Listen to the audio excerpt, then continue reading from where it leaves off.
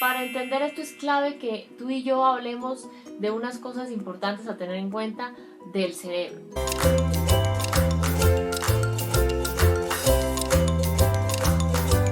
¿Sí? Esto básicamente es bueno que tengamos presente que nuestro cerebro se divide en 3 tipos de cerebros o en 3 estados, ¿sí? Básicamente engloba nuestras emociones, nuestras conductas, enfocándose en 3: estado de supervivencia, estado emocional y estado ejecutivo. Y básicamente cada uno de estos estados cerebrales va definiendo cuáles son las áreas del cerebro que están activadas en todos los seres humanos, ¿sí? Entonces básicamente esto está basado en un modelo que es de Paul MacLean, que es el cerebro triuno. Tal vez lo has escuchado, tal vez no. Cerebro reptiliano, cerebro emocional y cerebro superior.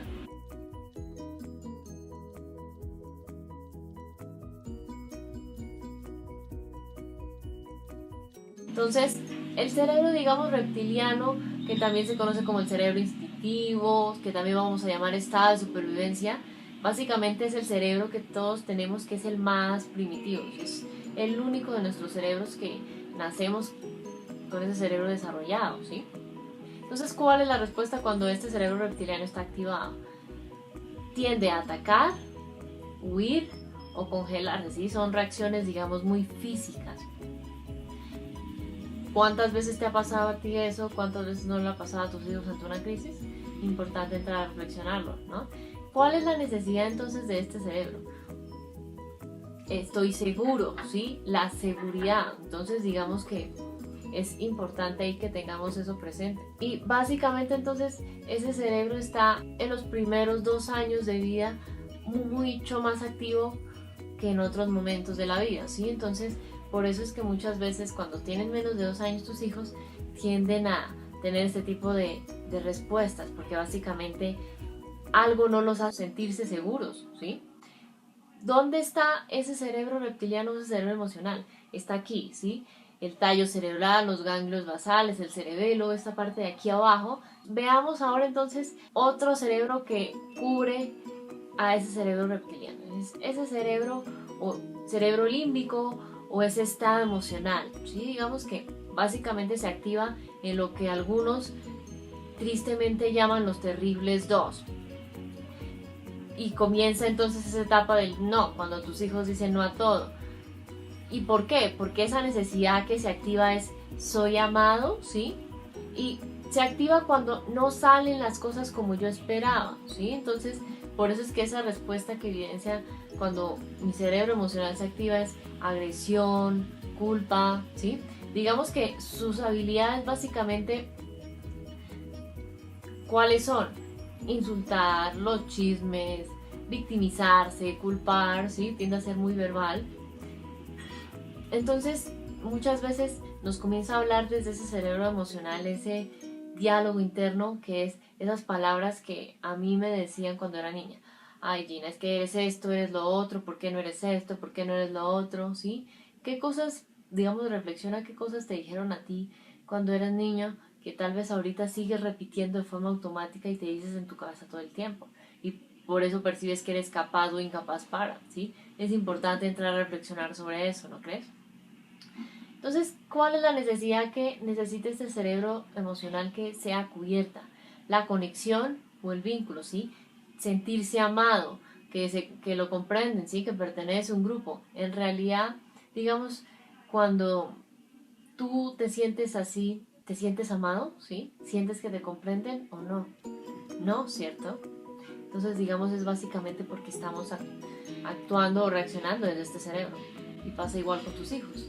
Hablemos de ese tercer tipo de cerebro que recubre todo, que es el que se termina de desarrollar alrededor de los 25, 28 años, que es ese cerebro superior, llámese córtex o corteza prefrontal, lóbulo prefrontal o estado ejecutivo, ¿sí? Puedes escucharlo con estos nombres.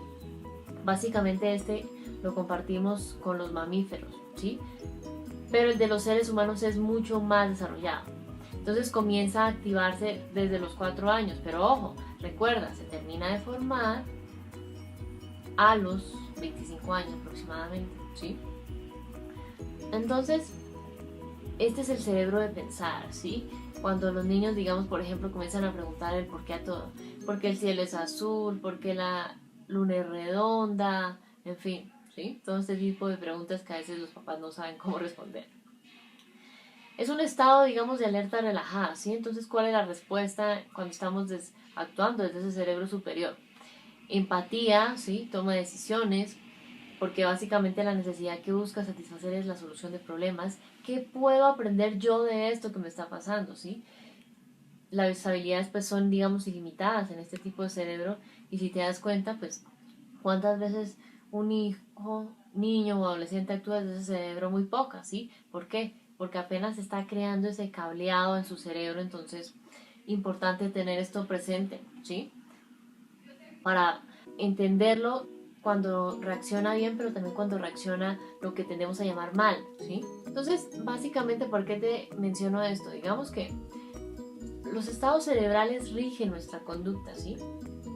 Entonces, ¿a qué te refieres con eso, Gina? Digamos que cuando yo estoy en un estado ejecutivo, que es el último que vimos ahorita, es un pedido de ayuda, ¿sí?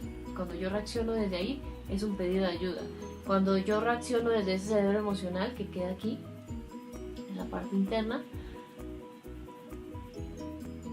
vemos las situaciones como algo que tiene que parar, ¿sí? Porque no me gusta cómo estaba dándose.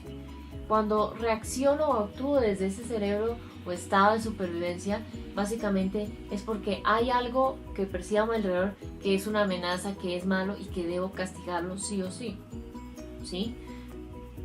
Y básicamente, ¿por qué te digo esto? Digamos que tendemos a enfocarnos en la conducta, especialmente cuando hablamos de los hijos, que es básicamente solo la punta del iceberg, ¿sí? Es decir, hay que ir más abajo, capa por capa, primero para identificar cuál estado cerebral es desde el que está reaccionando tu hijo, ¿sí? Y ya segundo, digamos, poco a poco irá cambiando la conducta. Lo que hablamos ahorita va desarrollándose así en todos los seres humanos. Pero digamos en tus hijos, que es importante tener en cuenta adicional a lo que ya hablamos. Digamos que identifica cuál es tu estado interno, así como me oyes. No el de tu hijo primero, sino primero el tuyo, ¿sí? Atiéndelo, ¿sí? Porque, por ejemplo, si yo quiero ayudar a que mi hijo se calme y regule sus emociones, y yo estoy desde ese estado de supervivencia, entonces voy a estar así, ¿sí? Voy a gritarlo, voy a pegarle, ¿sí? En automático. ¿Cuáles son esos botones o esos detonantes? ¿Cómo así? Digamos que cuál situación o situaciones tú sientes que te disparan. Ay, yo, no, Gina, que me diga que no, que me saque la lengua, que rompa cosas, ¿sí? Que hay que rayar las paredes, que coja mis cosas. Reflexionan, ¿sí? Y hay una tarea que quiero darte para que hagas en algún momento, y es, haz un registro por escrito. ¿Cuáles son las frases que tú le dices a tus hijos cuando estás en ese estado emocional, ¿sí? ¿Qué le dices? Ay, es que usted es un... Ay, ¿por qué no hizo tal cosa como su hermano? Ay, es que... ¿Sí? Eso que tú le dices. Y al lado de esa frase vas a escribir una nueva frase que tú sientas que te ayude a generar la calma que habita dentro de ti, así como lo oyes. No es buscar la calma afuera, sino es buscar ese estado de calma que habita dentro de todos nosotros, ¿sí? Te voy a poner un ejemplo para que esta tarea sea mucho más fácil de hacerla. Vamos a plantear la siguiente situación, si te parece. Entonces, cada vez que mi hijo está en una situación de crisis, me dice que no, eso me hace explotar, ¿sí? Yo le grito, siempre es lo mismo contigo, tienes que hacer lo que yo te dije, te guste o no te guste, ¿sí? Digamos que es importante ahí tener en cuenta, 1, calma activa, lo que hablamos ahorita, buscar esa calma que habita en mí, con esa frase que voy a, digamos, a la que me voy a anclar o me voy a aferrar para calmarme, ¿sí? 2, realizar 3 respiraciones conscientes, pero respiración consciente no es esto. No, respiración consciente es tomo aire por nariz, cuento hasta 5 y boto por la boca. Este ejercicio vas a hacerlo 3 veces. Ahora Practícalo tú, hagámoslo juntos. Tomas aire por la nariz, respiramos 5 veces y otro por la boca. ¿Sí? Eso vas a hacerlo 3 veces. ¿Listo? Y vas a decirte otra frase que lo que hablábamos, que sea tu ancla para calmarte ante esas situaciones. Por ejemplo, respiro, estoy segura, puedo manejar esto. Si esa frase está alineada a ti, úsala. Si no, usa una frase que te ayude a activar esa calma que todos tenemos dentro. Bueno, entonces, ¿qué es importante ahora tener en cuenta? Identifica el estado interno de tu hijo, si es estado de supervivencia, si es estado emocional o si es estado ejecutivo. Que lo más seguro es que no sea ejecutivo por lo que hablábamos. Su cerebro está en desarrollo. Y más si hay alguna habilidad que digamos tú estás queriendo que haga y todavía no se le ha entrenado, pues ese estado ejecutivo todavía no va a estar disponible. ¿Sí? ¿Cuál es el pedido de ayuda de mis hijos en ese momento? Satisfacer una necesidad, expresar una emoción, decidir, integrarse socialmente, en fin, ¿sí? Alguna habilidad que necesita aprender. ¿Y qué es lo importante? Tendemos a decir, ay, no, es que quiero que deje de hacer tal cosa. Cuando ya identificas ese estado de su cerebro, de tu hijo, de tu hija, vas a atender ese estado de su cerebro. ¿Cómo, Gina? Recuerda que anteriormente vimos cuáles son esas necesidades que tiene cada uno de nuestros tipos de cerebro. Si deseas repetir ese pedazo, para que veas desde el cerebro que yo reacciono, es la necesidad que requiero. ¿Sí? Si actúo desde el estado de supervivencia, mi necesidad de seguridad. Si actúo desde el estado emocional, necesito conexión. Si actúo desde ese estado ejecutivo, necesito solucionar problemas. ¿Sí? ¿Y cómo lo vas a hacer? Tiene que ser un momento de conexión, es decir, contacto visual. Tú mirando a tu hijo mirándote a ti, ¿sí? No yo diciéndole algo y aquí. Eso no funciona, ¿sí? Tenemos que conectar. Contacto físico, tu cuerpo orientado hacia el de tu hijo, ¿sí? Presencia plena. Y presencia plena no es yo estar conectada a esto, ¿sí? Y que tengan un momento de juego, por ejemplo, que sea un baile que les gusta hacer juntos, ¿sí? O ya digamos alguna actividad que sea entretenida para ustedes,